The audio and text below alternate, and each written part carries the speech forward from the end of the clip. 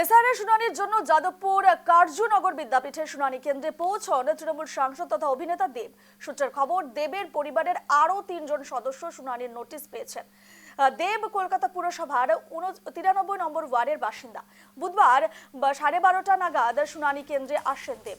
Enumeration ফর্মে গন্ডগোল থাকায় দেবকে নোটিশ পাঠানো হয়েছে খবর সূত্রে। আপনাদের আরেকবার জানিয়ে রাখি, এসআইআর শুনানির জন্য যাদবপুর কার্যনগর বিদ্যাপীঠের শুনানি কেন্দ্রে পৌঁছন তৃণমূল সাংসদ তথা অভিনেতা দেব। সূত্রের খবর, দেবের পরিবারের আরও 3 জন সদস্য শুনানির নোটিশ পেয়েছেন।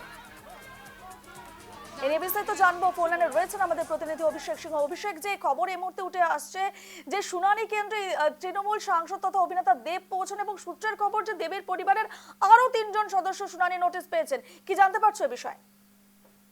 একেবারেই দেখো, আমরা আগেও দেখেছি এবং সেই খবর বারবার সামনে উঠে এসেছিল যে অভিনেতা সাংসদ দেব, তাকে কিন্তু একেবারে শুনানির জন্য ডাকা হয়েছিল এবং তার পরিবারের লোককেও।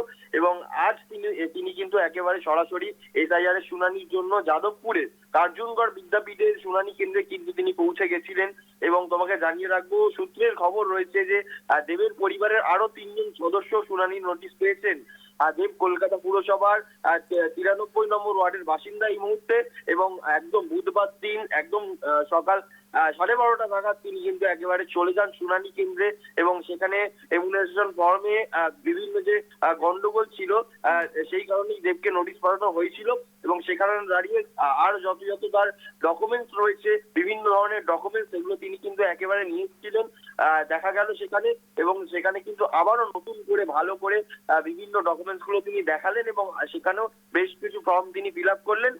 এবং সেখানে দাঁড়িয়ে যেটা জানা যাচ্ছে যে তাকে যে ফর্মটা দেওয়া হয়েছিল এসআইআর এর ফর্ম, সেই ফর্মে কিন্তু কোনো কিছু মিস্টেক বা ভুল ছিল, সেই কারণেই কিন্তু তাকে শুনানির জন্য ডাকা হয়েছিল।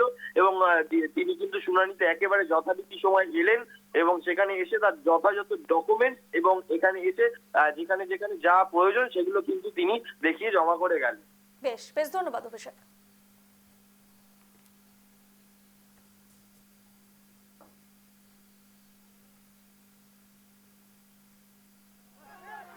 এইটাই এখন নতুন নর্মাল হয়ে গেছে।